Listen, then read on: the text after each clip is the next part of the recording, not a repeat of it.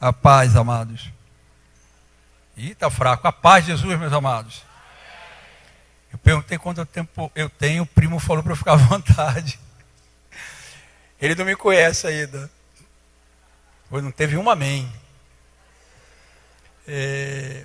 Interessante que eu estava, uma dessas últimas canções, né? Sopra Espírito, né? Eu estou desde ontem, né? Assim, com essa canção no meu coração. Bom, quem está perto de mim vê que eu sou desafinado até nas palmas, né? Mas eu estou adorando o Senhor, cantando essa canção desde ontem, né? Eu vim com uma impressão no meu coração, que tem pessoas que estão assim como terra seca, ossos secos, precisando de um sopro de Deus. E como o primo falou, assim, nós passamos 19 anos em Brasília, né? Voltamos, vai fazer um mês, quinta-feira agora que nós voltamos. E quando o Franco falou de eu estar aqui com vocês, no mesmo instante assim, eu creio que o Espírito Santo colocou algo no meu coração para estar compartilhando, falando um pouquinho da nossa experiência, né? Nossa experiência em Brasília nesses últimos anos, daquilo que nós passamos e de alguns desfechos que Deus foi dando para as nossas situações lá. Amém? Mas eu queria antes ler com você, na verdade o tema que eu quero partilhar com você, eu tenho certeza que você já ouviu, mas ele tem tudo a ver com a experiência que nós vivemos em Brasília, com esse grupo que viveu lá em Brasília. Então eu queria compartilhar essa palavra, creio que você já ouviu isso muitas vezes, mas você vai entender como isso se encaixa dentro daquilo que Deus fez nas nossas vidas e está fazendo ainda nas nossas vidas, né? Abre a tua Bíblia em Efésios capítulo 6. Jesus, ele alertou algumas vezes sobre perigos. E o apóstolo Paulo também, né? É comum você ver, por exemplo, Jesus alertando sobre o perigo dos falsos profetas. Paulo também faz esse alerta. Paulo fala de outros perigos, perigo de engano. Então nós vamos ver por diversas vezes, tanto Jesus quanto os apóstolos, falando de perigos. Situações, o que é perigo? Algo que está às vezes escondido, algo que está às vezes oculto, e que de maneira sutil nós podemos cair nele. E em Efésios, capítulo 6, a partir do versículo 10, Paulo está nos alertando, há quase 2000 anos atrás, ele está alertando sobre alguns perigos, sobre algumas armadilhas que o inimigo prepara. E eu costumo falar que o problema não são as armadilhas, o problema é como nós estamos. O problema não é se aparece um Golias na nossa frente. O problema é se nós somos Davi ou somos Saul. Se é Saul é um problema, o Golias. Mas se estamos como Davi, Golias não é problema.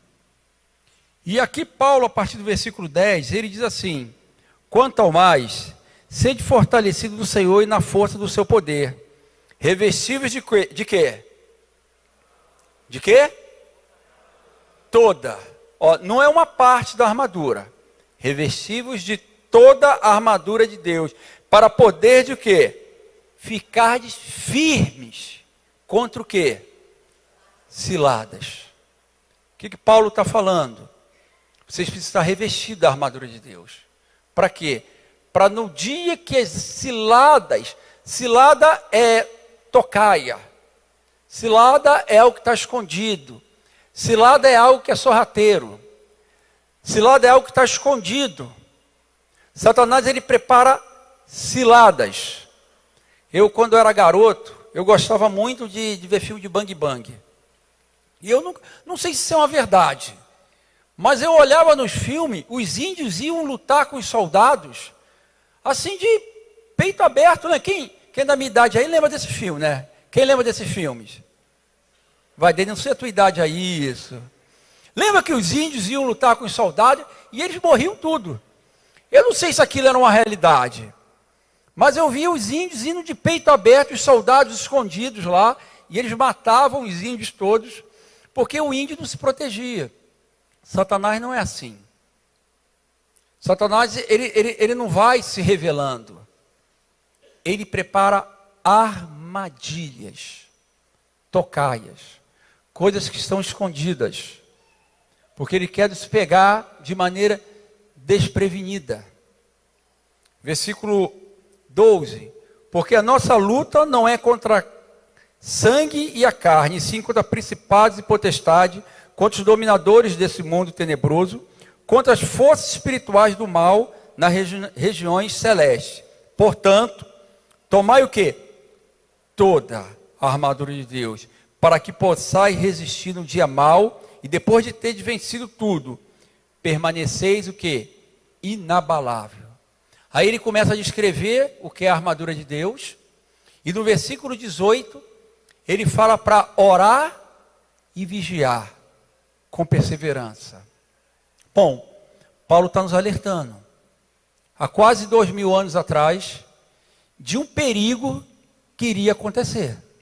Iria por quê, amado? Porque o dia mau, não se escandalize, o dia mau chega para todo mundo. Essa pregação que diz que quando nós nos convertemos nós não temos problema, isso não é verdade. O próprio Jesus disse que no mundo nós teríamos o quê? Aflições. O dia mau chega. O problema é como nós estamos no dia mau. Se nós estamos com a armadura de Deus, com toda a armadura de Deus, ou a armadura que nós temos colocada, ela tem brechas. Porque quando nós olhamos nas escrituras, brecha é o lugar por onde o inimigo entra. A Bíblia fala de um rei, o rei Acabe, que é alertado sobre o perigo da morte. Ele vai para uma guerra, e ele coloca um soldado no carro do rei, e ele coloca a sua armadura e vai para o meio do exército, disfarçado de soldado. E o texto diz que o soldado inimigo atirou uma flecha ao acaso, ou seja, ele não mirou em Acabe. E aquela flecha entrou aonde? Aonde? Na brecha da armadura de Acabe. E o feriu mortalmente. E ele morreu. Havia uma brecha. Havia uma brecha na vida de Sansão. Qual era a brecha? Nós sabemos pelo menos uma. Ele tinha problema com mulheres. O primeiro pecado registrado de Sansão, pelo menos registrado, é de mulher. O pai dele alerta ele, será que não tem mulheres no nosso meio? Será que você precisa buscar mulheres no meio dos estrangeiros? E a gente sabe da história de Sansão, porque havia uma brecha. Havia uma brecha na vida de Judas. Ele amava dinheiro. Por isso Satanás entrou no coração dele, está escrito. Porque ele roubava já. Havia uma brecha no coração de Absalão. O ódio, o rancor, consumiu aquele homem durante pelo menos 7 anos, até ele planejar tomar o reino do pai.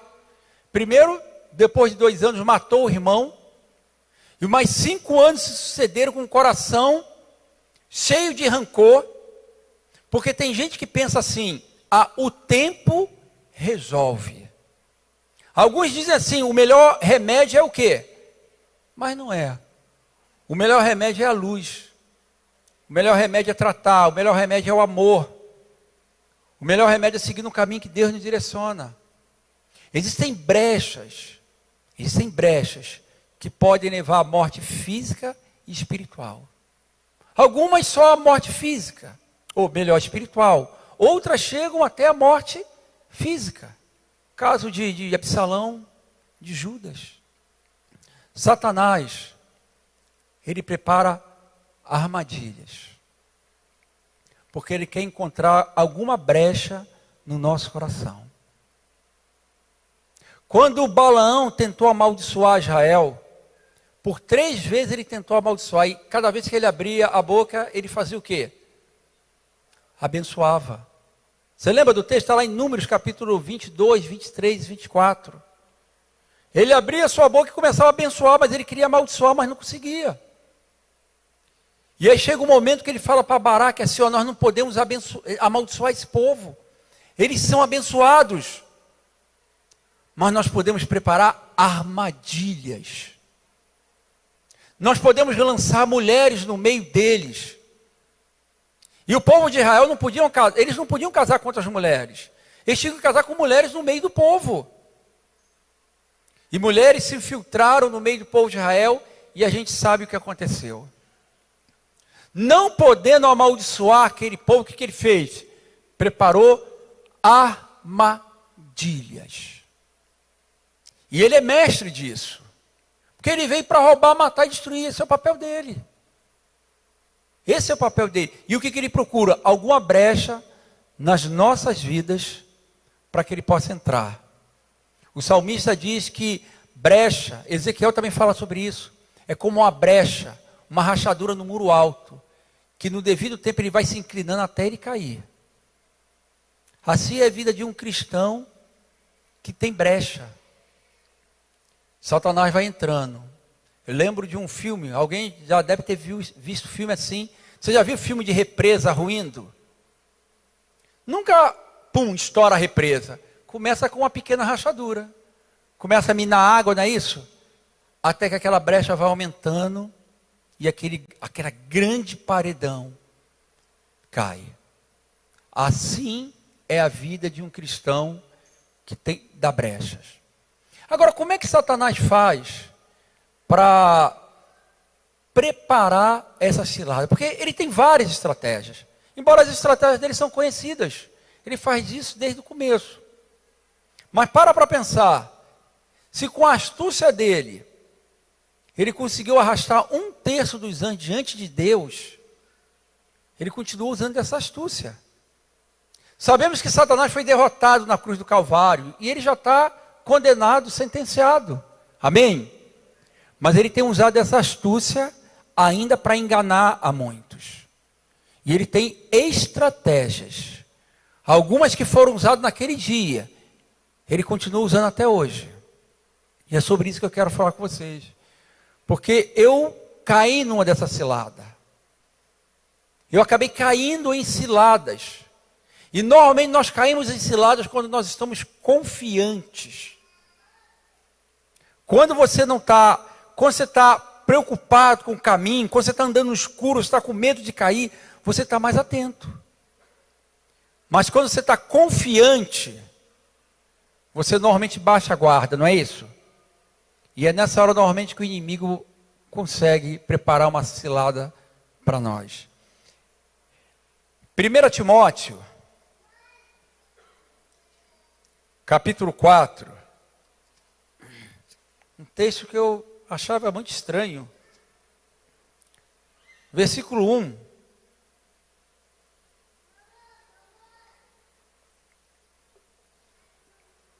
Diz assim: ora, o Espírito afirma expressamente que nos últimos tempos alguns apostatarão da fé, por obedecer espíritos enganadores e a ensino de demônios, pela hipocrisia de homens que mentem. E aí ele segue. Mas olha o que ele está falando. Nos finais do tempo, alguns apostatarão da fé, perderão a fé. Quem é que perde a fé? Quem um dia teve. Então ele não está falando para a gente que não tinha fé, ou que não tem fé. Ele está falando de um perigo de pessoas que estão no meio da igreja. Pessoas que têm fé. Olha, perderão a fé. Mas por que eles vão perder a fé? Por se obedecerem a espíritos enganadores e a ensinos o quê? De demônios. Eu queria me prender isso aqui. Paulo está falando que algumas pessoas vão perder a fé porque vão seguir ensinos de demônios. Você consegue imaginar algum irmão, algum cristão seguindo um ensino de demônio? Alguém aqui já foi num centro de macumba? Só eu? Ah, obrigado. Você já viu uma pessoa possessa? Então, vamos mudar, vamos facilitar, você pode estar com vergonha. Você já viu uma pessoa possessa? Endemoniada? Gente, isso me ajuda a pregar. Primeira pergunta. Você já viu uma pessoa endemoniada? Isso. Você consegue imaginar um cristão sentando de frente para essa pessoa para ouvir algum ensino? Você já consegue imaginar isso? Claro que não, né? Mas olha o que o texto diz: perderão a fé. Se perderão é porque tiveram, porque estão seguindo ensino de demônio. Como é que alguém segue, amado, ensino de demônio? Vou te falar, eu tive muita dificuldade com esse texto. Abre a tua Bíblia em Mateus 16. Eu vou chegar lá no meu testemunho, mas eu preciso fazer essa pequena introdução. Fica tranquilo, ainda tem que ir para o Rio de Janeiro, então não vou demorar muito. Mateus 16, a partir do versículo 21, Jesus começa a falar da morte dele. Desde esse tempo, começou Jesus Cristo a mostrar aos seus discípulos que lhe era necessário seguir para Jerusalém e sofrer muitas coisas dos anciões, dos principais sacerdotes e dos escribas, ser morto e ressuscitado no terceiro dia. E Pedro, chamando-o à parte, começou a reprová-lo, dizendo: tem compaixão de ti, Senhor, isso de modo algum te acontecerá. Mas Jesus, presta atenção no versículo 23. Mas Jesus, voltando, disse a Pedro: arreda, Satanás, tu és para mim pedra de tropeço, porque não cogita das coisas de Deus, e sim das coisas do homem. Olha o que Jesus está falando. Pedro, Jesus começa a falar da morte dele. Pedro fala: Senhor, tenha compaixão de ti, não morra assim. Jesus repreende Satanás, mas quem estava falando era Pedro. E Jesus fala assim: Satanás, você não cogita, você não pensa nas coisas do Pai, você pensa nas coisas do homem. Olha o que Jesus está falando, meu amado. Não sou eu, é que Jesus está falando que Satanás, ele cogita das mesmas coisas do homem. Ele pensa das coisas do homem. E quando a gente vê isso, ou ouve isso, parece agressivo, né? Mas olha só, Satanás é aquele que divide. Não é, porque o diabo é aquele que divide. O homem divide às vezes. Divide até com o marido, com a esposa. Satanás busca a glória. E quantas vezes o homem busca a glória? Satanás, ele é egoísta. Quantas vezes nós somos egoístas? E rebelião? Satanás se rebelou? E nós? Porque rebelião é uma palavra forte, não é? Mas o que é rebelião? É toda desobediência à palavra de Deus. Toda vez que Deus manda você perdoar uma pessoa e você não perdoa, você está se rebelando. Toda vez que Deus manda você amar, você e eu amarmos o nosso inimigo, e a gente escolhe não amar, nós estamos nos rebelando. Toda vez que o Senhor manda a gente servir, a gente não serve, nós estamos nos rebelando.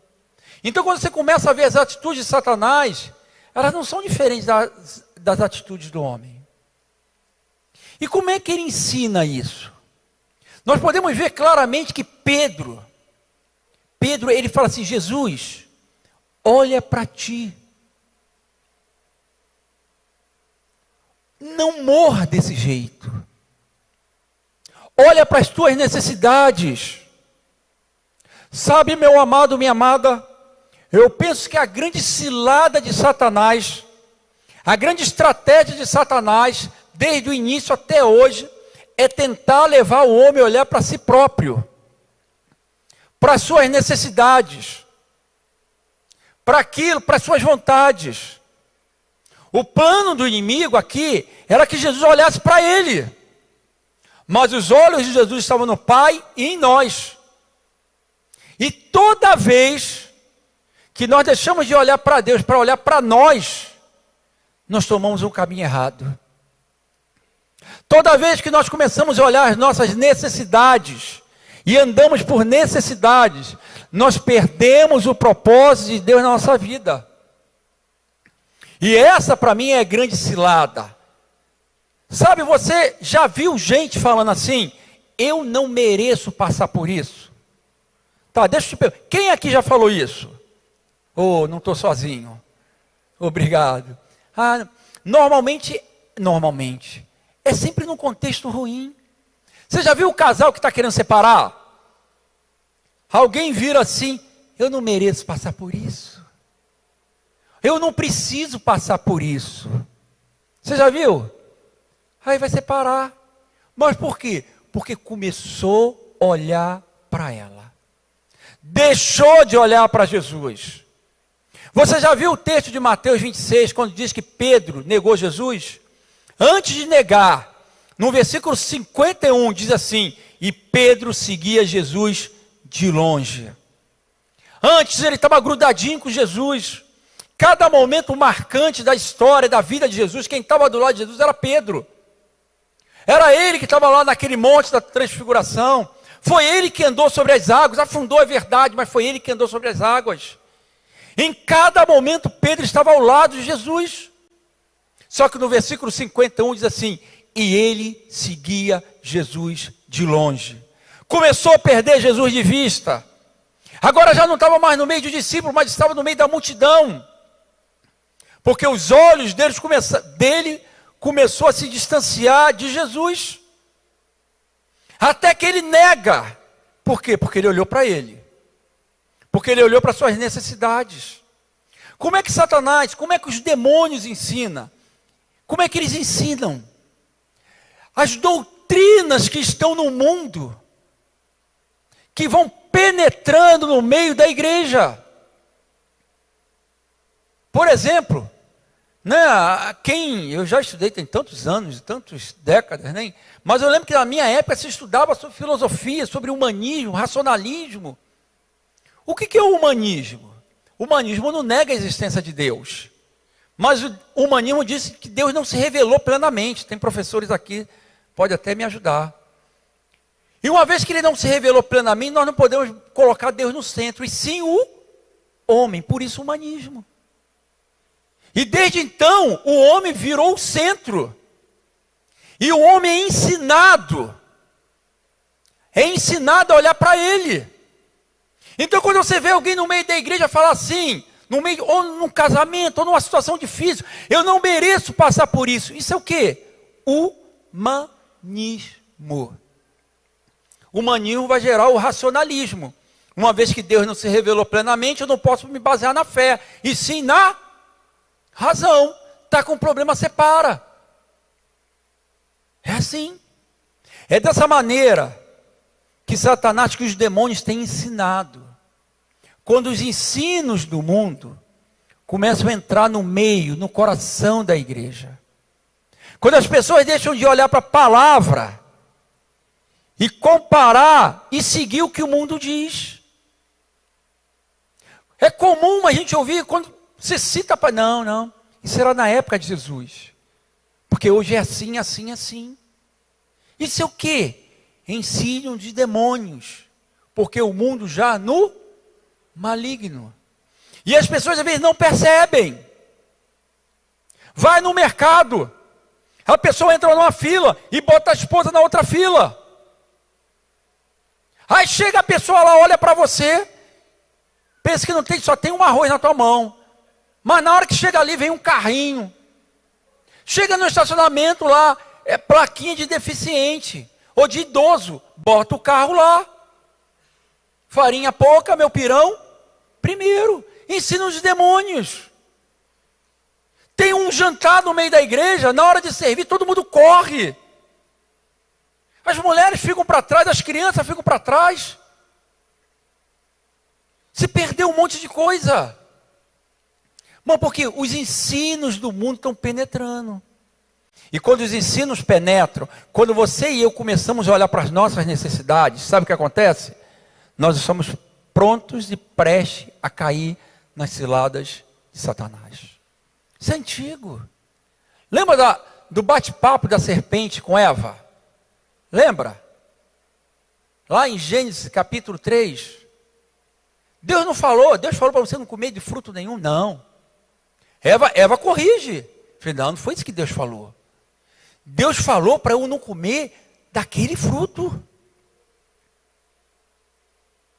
Aí Satanás, ele é interessante, ele fala assim, ó, olha como ele leva, escute em nome de Jesus. Eu vou te falar uma coisa, amado. Eu tenho muita convicção que o Espírito Santo me colocou essa palavra no meu coração. Sobre pessoas que estão olhando para si ainda. Para suas feridas e lambendo suas feridas. Para pessoas que ficam olhando para os erros dos outros. Que não conseguem caminhar. Satanás vira para Eva e fala assim, Deus sabe que no dia que você comer, você vai ser como Deus.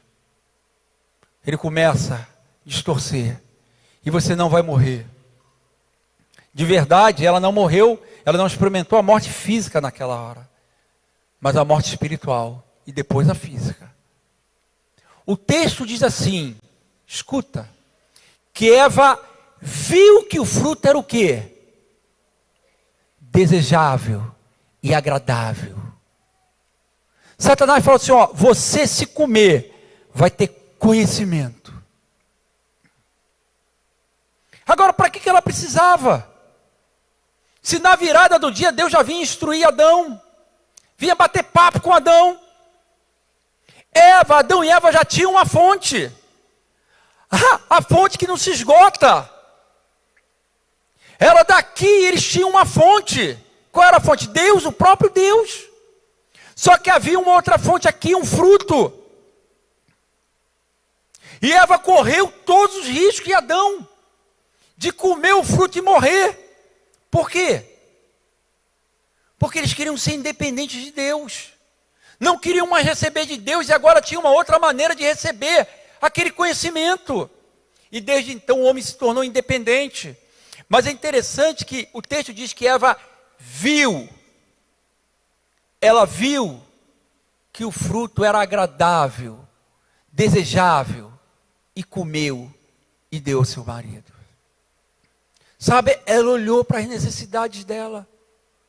Ela olhou para aquilo que ela julgava ser bom para ela. Mais uma vez o homem tirando os olhos de Deus e colocando os olhos em si próprio. É uma estratégia antiga, mas que funciona. Até os dias de hoje, Satanás tem trabalhado, entre outras estratégias, tem trabalhado com essa. Sabe, para pensar quantas vezes você deu um passo errado, porque você andou por necessidade e não por propósito. Para pensar. Sabe, eu fiz isso várias vezes. Sabe, um período da minha vida, daqui a pouco eu vou contar para vocês, eu fiz isso durante alguns anos. E achando que eu estava fazendo a coisa certa. Tentando até basear na palavra de Deus. Porque quando o coração está obstinado, quando nós começamos a olhar para nós usamos até a palavra de Deus fora de contexto para tentar nos basearmos nela. Arrumamos um monte de versículo fora do contexto. Tiramos metade do versículo. Um terço do versículo, uma palavra do versículo. Para tentarmos apoiar a nossa obstinação. Mas Satanás, uma vez que ele conseguiu com Eva, ele continuou. E ele tentou fazer com Jesus. Ele usa a mesma... Olha, ele usou Pedro.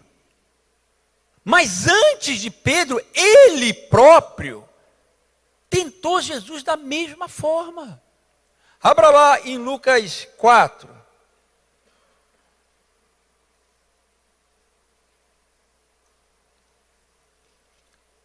Jesus foi batizado. E agora no versículo 1 de Lucas 4... diz assim, Jesus cheio do quê? Ô, amado, isso aqui é o segredo para tudo, tá? A Bíblia diz que Pedro negou Jesus. Mas em Atos 2 diz que ele, cheio do Espírito Santo, proclamou diante das autoridades.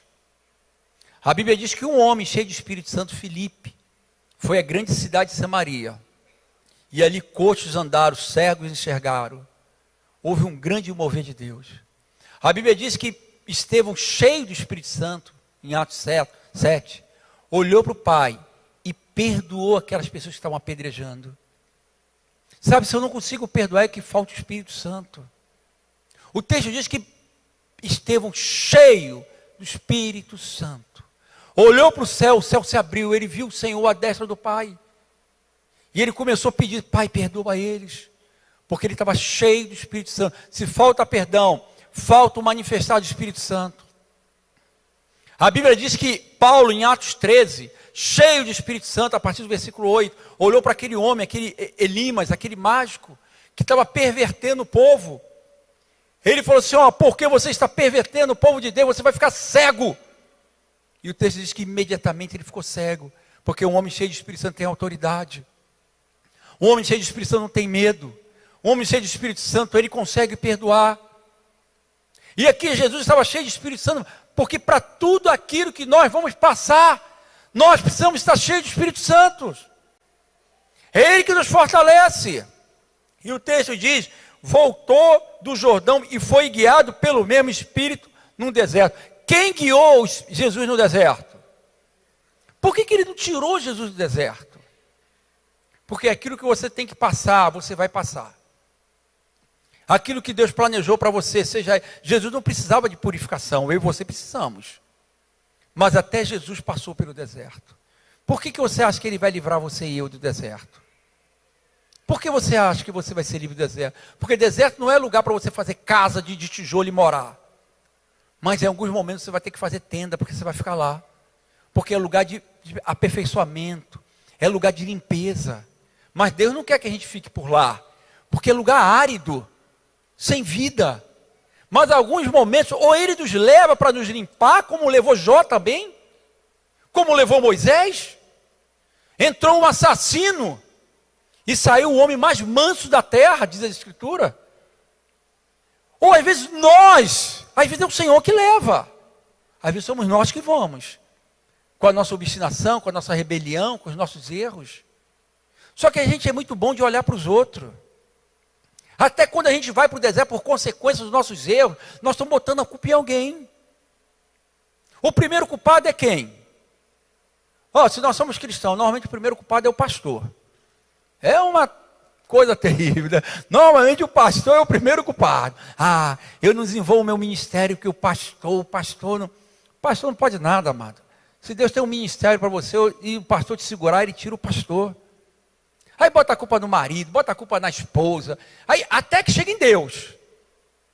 Mas a gente não consegue ver a nossa real condição. O Espírito guia Jesus para o deserto e no deserto.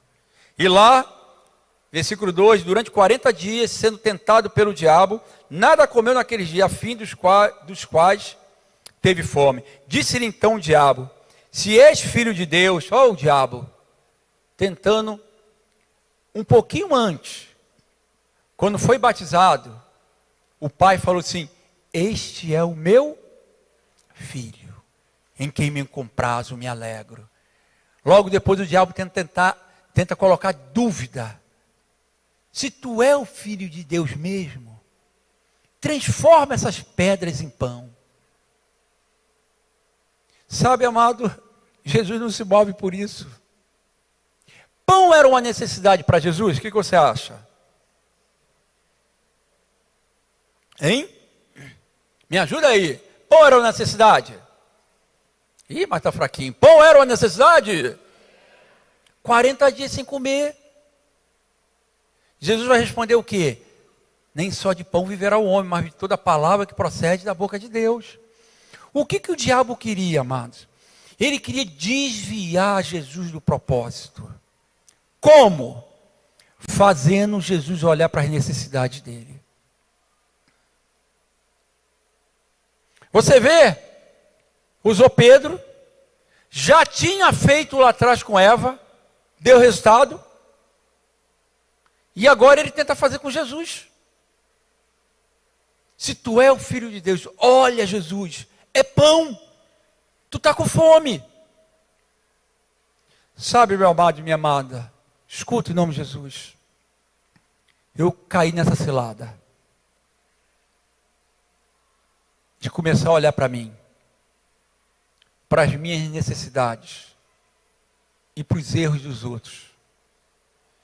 E quando eu comecei a olhar para os erros dos outros, eu deixei de ver os meus erros, porque eu estava mais preocupado em que os erros dos outros fossem tratados. Satanás não tem êxito e ele continua tentando Jesus. Uma vez que ele viu que não tinha como gerar dúvida sobre a paternidade de Jesus, ele vai usando a palavra. Ele no versículo 4, Jesus respondeu como? Está escrito, nem só de pão viverá o homem. Versículo 6 diz, disse-lhe o diabo, levou Jesus até um alto de um monte, disse-lhe o diabo, dar-te-ei toda essa autoridade e a glória desses reinos, porque ela me foi entregue e dou a quem quiser. Portanto, se prostrares e me adorares, tudo será teu. Mas Jesus, Deuteronômio 6, versículo 13 e 14, Jesus responde, mas Jesus respondeu, está escrito, ao Senhor Deus adorará e só a Ele dará culto. E ele segue depois. O que Satanás está tentando fazer, amado? Fazer Jesus. Deus já não havia uma promessa que os reinos seriam dados a Jesus? Ele é o herdeiro de todas as coisas. Tudo foi criado por Ele, para Ele, e sem Ele nada subsiste. Já havia uma palavra. Só que Satanás, ele está oferecendo uma maneira mais rápida, menos dolorosa.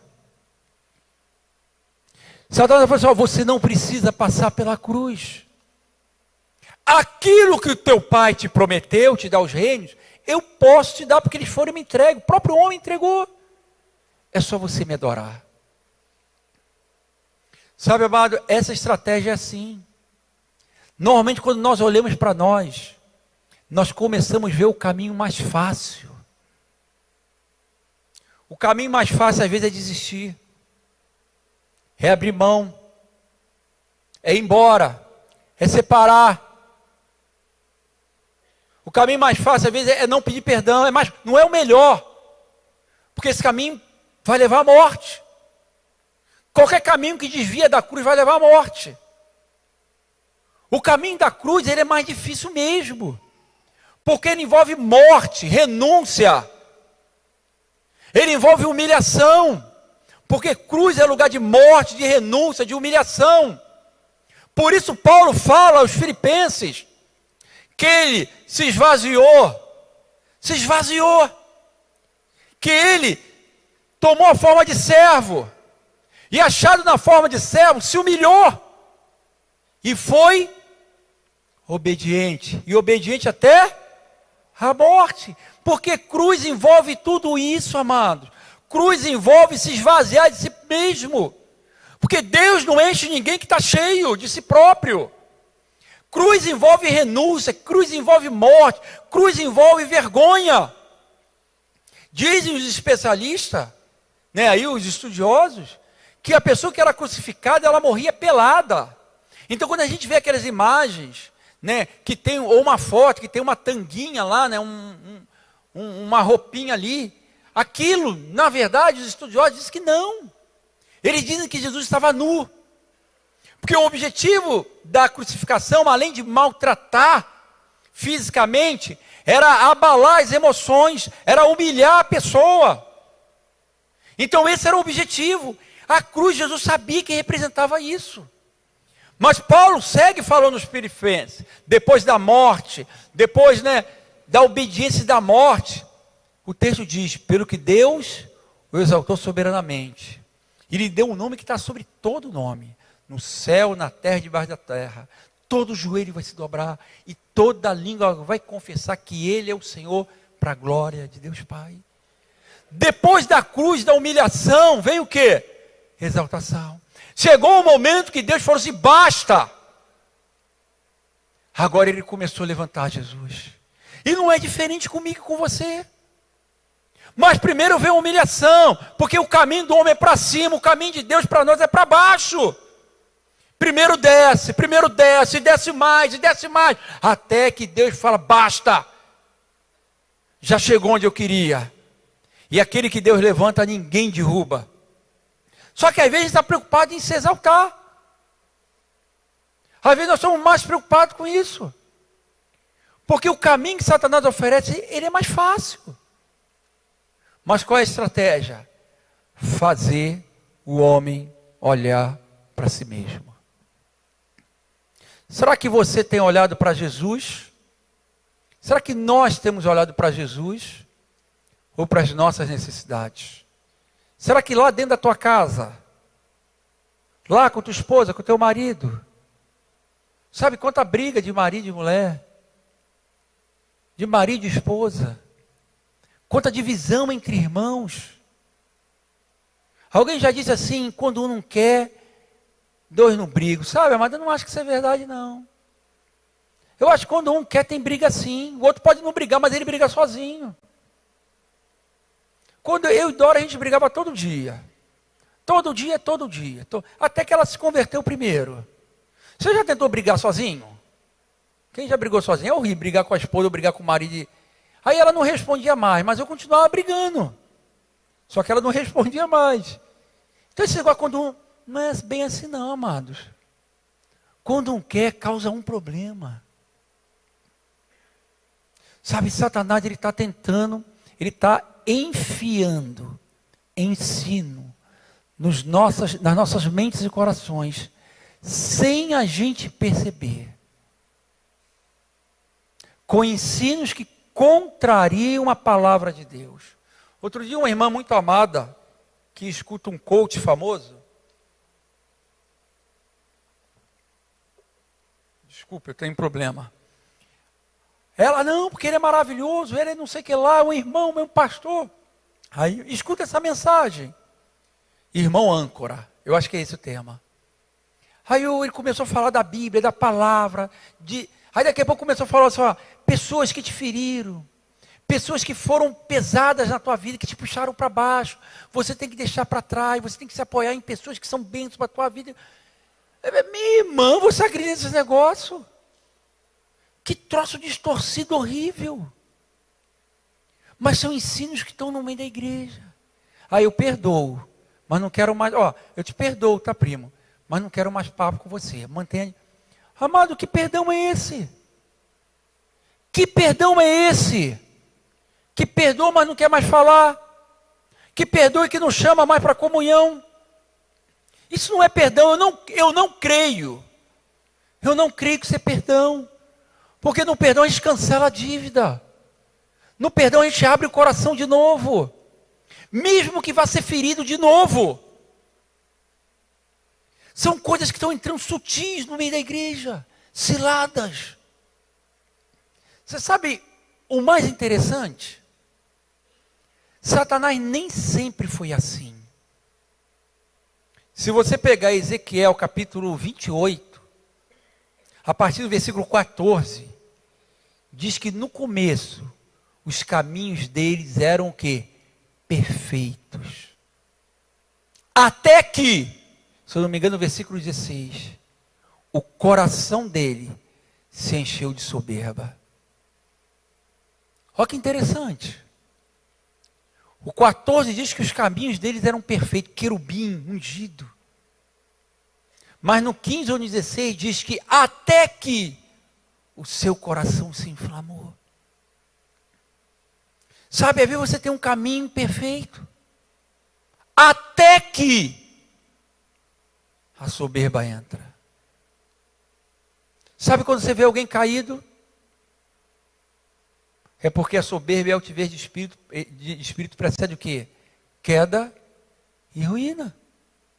Se tem alguém caído em ruína é porque o que veio antes? Só que às vezes a gente não percebe. Às vezes não percebemos. Porque o soberbo não consegue perceber. Porque Deus revela aos pequeninos, mas ocultos sábios de entendimento. Tem duas coisas, pelo menos, que cegam o homem: a paixão. A paixão cega. Quando eu namorava a Dora lá nos meus 17, 16, 17 anos, sabe, eu não conhecia Jesus ainda. Agora, mês que vem, nós vamos fazer 37 anos de casados. Jesus entrou, mudou a gente. Acabaram-se as brigas. Mas eu ia para a casa de Dora, saía da casa dela já meia-noite, lá meia-noite e meia. Ia para um lugar escuro lá, para o ponto de ônibus. Lá tinha o ônibus 684, Campo Grande Meia, que passava a cada 1h30. 689? 689. Eu ficava ali, saía dali quase 2 horas da manhã. Nem conseguia olhar o perigo, um lugar perigoso, gente. Mas eu já estava pensando no dia de amanhã em voltar. Jovem, não siga esse exemplo, não tinha Jesus, tá? É porque a paixão cega. O amor não, mas a paixão cega. E a outra coisa que cega é a soberba. Quando a soberba entrou no coração de Satanás. Mas quando ela entra no nosso coração, ela também nos cega. Sabe, me perdoa pelo horário, tá? Eu ainda vou lá para o Rio de Janeiro, meu motorista deve estar ali preocupado. Sabe, no ano de 2016, amados. Porque na verdade, por que eu estou falando isso para vocês? Estou falando isso de mim. Porque nós estamos em Brasília desde 2004. Fomos 2 famílias, eu e Dora com os nossos filhos, mais um outro casal com os filhos.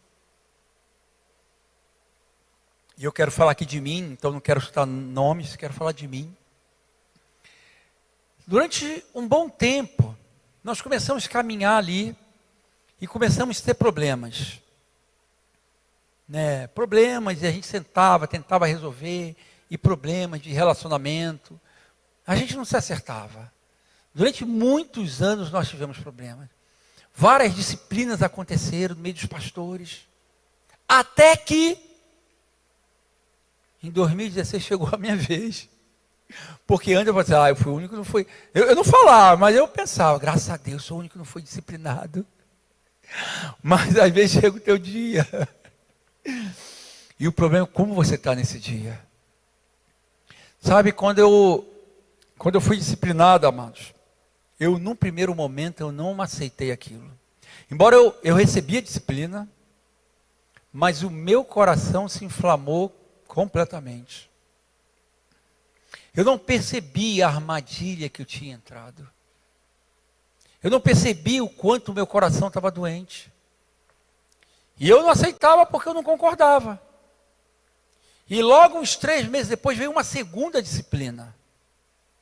E nessa segunda disciplina eu concordava plenamente. Só que o meu coração já estava totalmente adoecido.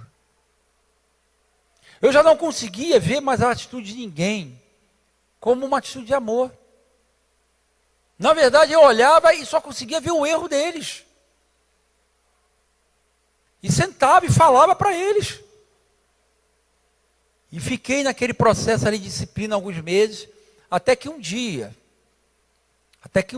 E foi interessante, nessa época, o Franco me deu algumas palavras. Eu lembro que ele falou de uma palavra que eu já tinha pregado sobre ela, Atos 4, a partir do 23. O texto diz, resumindo assim, estavam todos em Jerusalém. Depois você lê, do 23 até o 28. Estavam todos reunidos em Jerusalém. Pilatos, Herodes, os judeus, alguns gentios, para crucificar Jesus e cumprirem o que estava pré-determinado por Deus. Por que eles estavam lá? Nós temos 2 respostas. Um coração doente, como o meu, fala assim, eles estavam lá para crucificar Jesus. Um coração sarado, curado, eles estavam lá para cumprir o que estava pré-determinado por Deus. Sabe como é difícil ver a mão de Deus quando nós não estamos bem? Como é difícil ver a mão de um patrão tocando na gente, de uma esposa, de um marido, de um irmão, de um pastor, de um vizinho, de uma autoridade. Quando nosso coração está adoecido, a gente não consegue ver a mão de Deus. A gente vê a pessoa. E embora o Franco falou isso comigo, o texto está claro. Lê. era para cumprir o propósito de Deus. Sabe, eu já tinha pregado sobre isso. Eu já tinha pregado sobre José, falando para os irmãos, não foram vocês que me trouxeram até aqui, foi Deus. Para preservar a descendência. Quantas vezes eu preguei sobre isso? E José acrescenta, o mal que vocês quiseram fazer, Deus transformou em bem. Mas naquele dia, chegou o dia de eu provar as minhas palavras. E Romanos 8, 28, esse talvez seja o texto que eu mais declaro. Todas as coisas, todas são o quê? Cooperam para o bem daqueles que amam a Deus. Todas são todas. Mas não é para qualquer um, não. É para quem ama a Deus. Então você vai pegando, e 1 Pedro 2, a partir do 18, que Deus diz que o escravo tem que sujeitar ao Senhor mesmo se ele for mal. E que agrada a Deus quando eu sofro injustamente por causa dele. E eu não estou dizendo que eu estava sofrendo injustamente, mas era assim que eu me via. E diz que quando ele era ultrajado, não ultrajava, quando maltratado, não maltratava, mas se entregava àquele que julga retamente. Será que nós nos entregamos no dia que chega o dia mal para nós? Será que nós nos entregamos a Deus quando alguém nos calunia? Quando vem uma perseguição no trabalho, ou de um vizinho, ou de um irmão? Será que de fato a gente se entrega a Deus? Ou a gente entrega o irmão? A gente entrega o patrão? Quem a gente entrega nessa história? Sabe, eu sabia de tudo isso. Mas uma coisa é saber, outra coisa é viver. E aí meu coração endureceu. Tempo depois, no meio da disciplina, eu fui numa ordenação de pastores, que tinham muitos pastores. E eu parei assim na porta do local. Falei, Senhor, me dá uma palavra, eu estou morrendo. E o pastor, no meio da ordenação, assim, ele falou assim, ó, como andarão dois juntos se não há acordo? Ah, eu peguei essa palavra. Sabe, amado, quando a gente está obstinado, até a palavra de Deus a gente pega para dividir. Lembra que Satanás usou a palavra para tentar pegar Jesus? Só que Jesus respondeu com a palavra.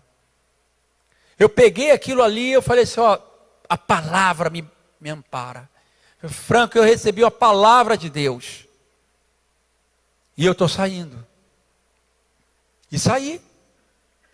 E o Franco, pela misericórdia de Deus, chamou outros 2 pastores conhecidos e pediu para eles me acompanharem, para eles me acompanhar na disciplina. Mas não era o que Deus queria. Eu tinha várias desculpas. A igreja está sofrendo. A igreja está sendo machucada, é melhor eu sair. Várias coisas humanas. Tudo porque eu estava olhando para mim. Meu amado, me perdoa o horário, mas tenha paciência um pouquinho comigo, tá? Tudo porque simplesmente eu estava olhando para aquilo que eu julgava que era melhor para mim.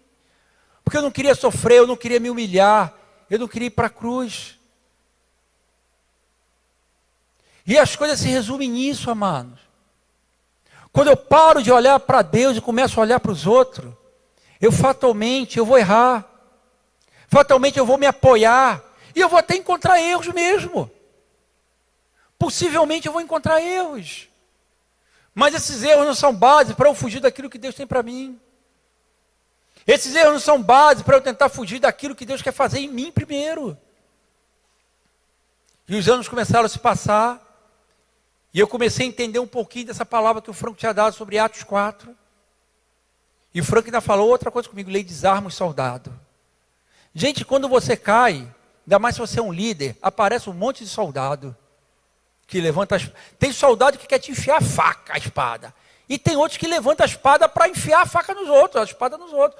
É uma bagunça. Você viveu isso lá. Tinha soldado lá querendo me enfiar a espada, e tinha soldado me defendendo, querendo enfiar a faca nos pastores. A espada estava um negócio. E eu, soberbo, de um jeito só, eu não falava mal de ninguém. E quando alguém vinha falar mal, eu não quero ouvir. Sabe, amado, eu tinha levantado, tinha um orgulho tão grande no coração, que eu até me achava melhor do que os outros. Porque eu não falava de ninguém. Mas eu não baixei a espada de ninguém. Eu também não queria ouvir, não, porque eu era não quero ouvir. Mas é soberba. Porque ao mesmo tempo eu não baixava a espada dele, não pastoreava eles. E é interessante que a Dora viu, meus, se tem alguém que me trata quando eu erro, é minha esposa. Como é bom quando uma mulher de Deus, queria falar com você, irmã, quando você trata o teu marido, você denuncia teu marido pelo motivo certo. Tem esposa que só denuncia o marido quando ela se sente afligida. Tem esposa que faz isso quando quer ajudar ele. Como é bom quando a esposa entende isso. Tem esposa, se o marido se endivida, denuncia. Se o marido se endivida por causa dela, não denuncia. É desse exemplo. E Dora, ela me resistiu. Mas ela também entendia que tinha erros. E ela também adoeceu o coração. E naquele primeiro momento eu fiz igual os soldados que tinham se levantado. Não, Dora, não fica assim. Ó, eu errei também. E os anos foram passando, amados. Isso foi em 2016. Eu comecei a entender que eu precisava restaurar. Eu comecei a procurar os irmãos, eu comecei a ir nas reuniões, eu comecei a ir na casa deles. E eu me achava, sabe, quando a gente não vê o coração, amado, a gente começa a achar bom. Porque como eu fazia isso, eu achava que eu estava bem. Eu estou fazendo mais do que eles. Eu julgava isso, né? Estou fazendo o meu papel. Eu falava até para Franco, para Cláudio, para Fonseca. Até que eu comecei a desistir de novo. E ano passado, a gente veio assim desde 2016. Eu ia a algumas reuniões, falava com os irmãos, era sempre aquela coisa difícil. Mas no ano passado eu comecei a orar para voltar para o Rio. Por alguns motivos, pela idade da minha mãe. Comecei a pedir ao Senhor. Que se o Senhor me permitisse voltar para o Rio. E aí o que aconteceu? O Senhor começou a confirmar isso, não só comigo, mas através de muitos irmãos que nem sabiam da minha oração. Pessoas começaram a ter sonhos com a gente voltando. O Franco também, falei, eu creio que teu tempo acabou lá.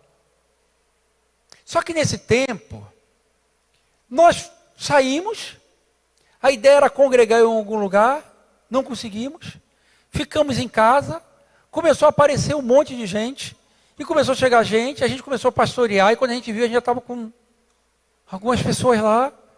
E é interessante, quando você está fazendo a obra, e por estar fazendo a obra, você pensa que está tudo certo. Mas não estava. É misericórdia de Deus. O Deus usa até um jumento, se Ele quiser. Mas na hora que eu entendi, em dezembro do ano passado, que eu precisava voltar, e Franco também entendia que eu tinha que voltar, aí veio uma crise. Como é que eu vou fazer com os irmãos? Quem que vai ser o pastor desses irmãos? Eu tinha uma liderança, mas eles não se achavam em condição. E aí o Franco falou assim, simples. Fonseca tinha ido para lá. Alguns aqui que vocês conhecem Fonseca, né? Fonseca tinha ido para lá um ano antes. E você vê como é que é a providência de Deus. Eu falei, chama Fonseca. Fonseca é um amigo de anos. De mais de 30 anos. E no primeiro momento, quando o Franco falou isso, meu coração endureceu. Eu falei, eu não confio neles, não no Fonseca. Eu não estou falando dos irmãos, estou falando do meu coração, tá, amados? Eu não confio neles. Eu lembro que o Franco falou assim, Lei, mesmo se uma esposa não confiar no marido, Deus manda ela sujeitar o marido. Você não confia porque você confia porque Deus mandou. E eu lembro que eu decidi me sujeitar. E chamei Fonseca para conversar. E eu lembro que na primeira conversa foi difícil. Eu falei, Fonseca, eu não confio nas pessoas.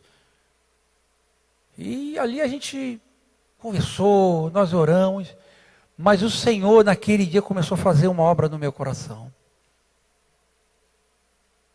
E a gente começou esse processo de aproximação de verdade. E eu lembro, amados, o dia da virada. Um casal sentou conosco para nos pedir perdão. Sabe, você já passou por um momento de restauração? Aquela pessoa que você ama, que é um amigo, e vocês estão afastados, e de repente chega aquele dia, não sei se você já viveu isso, onde você chega e tem aquele momento de restauração. Alguém aqui já viveu isso? É bom demais, não é? É muito bom. Só que eu fui para casa radiante. Só que no dia seguinte, eu acordei pensando assim, peraí, eu peço perdão publicamente, e a pessoa erra e pede perdão no secreto, sozinho comigo? Sabe, foi nesse dia, amados, que o Espírito Santo começou a falar de fato, ou eu comecei a ver o meu coração, o quanto eu ainda estava doente. O Espírito Santo falou assim, não é entre você e eles, é entre eu e você. É entre eu e você sobre aquilo que você não se parece comigo. E eu fiquei horas ali chorando com Deus. Porque naquele dia o Senhor começou a falar comigo assim sobre... Não era entre eu e ninguém. Não é que eu sou melhor do que... Não é isso. Nunca é entre você e o irmão, é entre você e Deus. É sobre o quanto você e eu nos parecemos com o Senhor ou não. Naquele dia o Senhor tirou os olhos, tirou os meus olhos das pessoas e levou para Ele e para dentro de mim. E eu comecei a ver o quanto eu era egoísta. Eu lembro que depois do choro eu chamei Dora. Eu falei, filha, eu sou muito mal. Ela levou, eu falei, sou muito ruim, filha. Sabe, o Espírito Santo me falou o quanto eu preciso melhorar para parecer com Jesus. E aí eu comecei a lembrar de 1 Pedro 2,18. Quando ultrajado não ultrajava, quando maltratado não maltratava, antes se entregava àquele que julga retamente. Sabe, aquilo foi libertador, meus irmãos. Foi libertador, assim, e o Senhor naqueles dias seguiu falando comigo sobre um coração egoísta, independente, que desiste das pessoas. E Deus começou a promover um milagre no meio da igreja. Primeiro, pastoreando minha esposa, levando ela também a entender o que eu estava entendendo ali. Porque mulher é interessante. Mulher é assim, esposa é assim, amado, faz com ela. Pelo menos a minha é assim, não sei se a tua é assim. Faz com ela, mas não faz comigo nem com os filhos. Mulher é leoa. Ela que protege os filhos. Os filhotes, não é? Sabia disso que quem defende os filhotes é a leoa, não é o leão? A mulher é assim. Faz com ela, mas não faz com o marido nem com os filhos, não. A primeira pessoa que eu tive que pastorear foi minha esposa. Meus filhos, nora, irmãos. E aí começou um processo gostoso no meio da igreja. De maneira tão natural, outros irmãos foram nos procurando e restaurando, pedindo. E da mesma forma, sem vir a público. Mas isso já não fazia mais diferença para mim. Porque eu já entendia que não era mais entre eu e eles, era entre eu e Deus. Era como eu reagia. E eu tive oportunidade, e cada oportunidade que eu tive, eu restaurei com a igreja, né? Nós choramos, nós nos alegramos com a igreja, e os meses finais, nossa, em Brasília, foi uma bênção. Juntamos os grupos, os irmãos estão caminhando lá com Fonseca, com Carlinho, com Rogério, estão caminhando lá, e nós estamos totalmente liberados aqui no Rio de Janeiro. Sabe, amado, eu não sei como está teu coração. Eu sei, não sei detalhes, mas eu sei que vocês passaram algumas lutas também aqui. Mas eu queria te animar a olhar para você. Eu queria te animar a olhar para o teu coração. Não para o teu líder, para o teu pastor, para o teu marido, para a tua esposa. Não, para você. Deus quer, sabe, aquela canção, Vale dos Ossos Secos, ela está no meu coração desde ontem. Sabe quando nosso coração fecha para alguém, nós começamos a morrer. Sem perceber. Deus está querendo restaurar vidas. Deus está querendo soprar sobre alguns aqui o fôlego de vida, de avivamento. Mas só vai acontecer se você deixar de olhar para os outros e olhar para você mesmo. Se você parar de olhar para os erros dos outros e olhar para os teus. Sabe, quando eu passei a olhar para Jesus, eu quero fechar com isso, que eu queria orar com vocês. Quando eu passei a olhar para Jesus, todas as minhas razões caíram por terra. Todas elas. Não ficou uma razão de pé. Nenhuma. Tudo foi caindo por terra. Eu falei, Dora, eu não tenho razão nenhuma. Alguns soldados tentaram se levantar novamente. Eu falo assim, ó, eu não tenho razão nenhuma quando eu olho para Jesus. Amém? Eu queria orar com vocês, meus irmãos. De fato, eu não sei como é que está o coração de todo mundo aqui. Espero que vocês estejam bem. Mas eu tenho muita convicção que na hora que o Franco falou comigo, né, hoje é aniversário da netinha dele, né? Na hora que ele falou comigo de vir aqui, na hora eu creio que o Espírito Santo me comunicou que era para compartilhar um pouquinho daquilo que eu vivi, daquilo que nós passamos lá em Brasília. Porque talvez isso possa ser algo que está passando no teu coração aí também.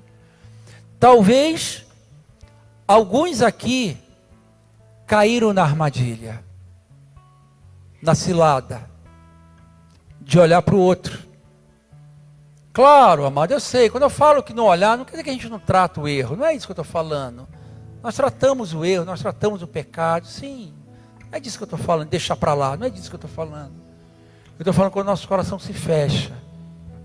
Porque nós vemos tanto erro no outro, que nós não conseguimos ver o nosso coração. O principal pecado meu foi a falta do amor, que me levou a desistir daqueles irmãos. Esse pecado que eu voltei para pedir perdão aos irmãos. Franco falou assim, você era o pastor deles. Você não me deve nada, Lei, mas você deve a esses irmãos. Porque você era o pastor deles. Eles te viam como pastor deles.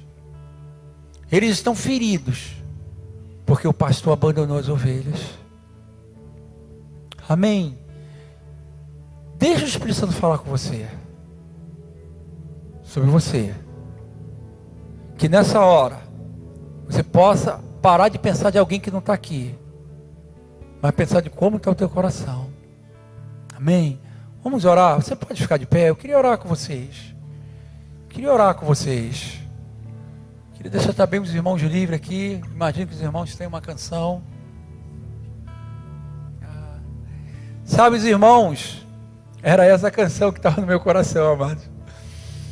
Sabe, o Senhor quer soprar sobre a tua vida.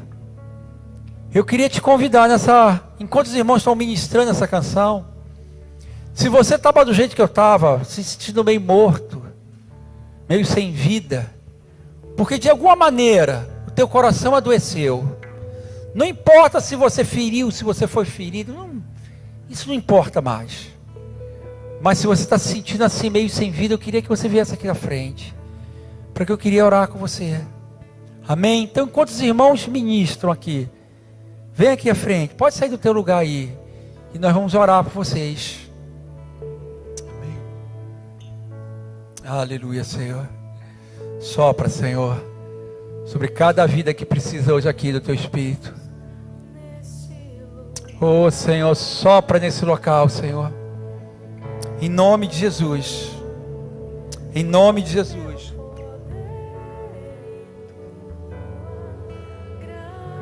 Aleluia. Sai do teu lugar, amado. Não faz como eu, não.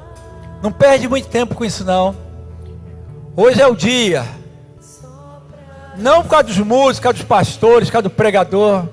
É porque Ele está aqui para soprar sobre você um renovo nessa noite. O Espírito de Deus está aqui. E Ele vai te encher de maneira poderosa essa noite, trazendo cura sobre as suas feridas nessa noite. Aleluia. Aleluia. Pai, nós invocamos o Teu nome aqui nessa noite, Senhor. Senhor, eu lembro que há 9 anos atrás eu estive aqui e eu vi uma igreja bonita, uma igreja linda, uma igreja cheia da Tua presença, um exército poderoso. Senhor, esse exército está hoje aqui. Esses homens e mulheres, parte deles estão hoje aqui. Senhor, eu oro para que Tu venha com o Teu Espírito Santo, de maneira poderosa, de maneira sobrenatural, enchendo cada homem, cada mulher que está aqui nesse local hoje aqui, Pai. Sarando todas as feridas, curando as feridas, Pai. Levantando um poderoso exército, Pai. Exército esse que as portas do inferno onde prevalecer contra eles. Pai, em nome de Jesus, faz um renovo no meio da Tua igreja hoje. Traz um derramar sobre cada um de nós aqui nessa noite, Senhor. Senhor, nós queremos Te pedir perdão pelo nosso pecado de divisão. Nós queremos Te pedir perdão pela nossa carnalidade, pela nossa infantilidade, pelas vezes que nós olhamos para nós mesmos e não olhamos para Jesus. Mas nessa noite nós queremos Te pedir perdão e nós queremos clamar a Ti: vem Espírito e nos enche do Teu poder, da Tua presença, e nos renova e nos restaura. Vem e levanta um exército nesse local poderoso, cheio da Tua presença, cheio da Tua palavra, curados para poder curar. Essa é a nossa oração, em nome de Jesus. Aleluia.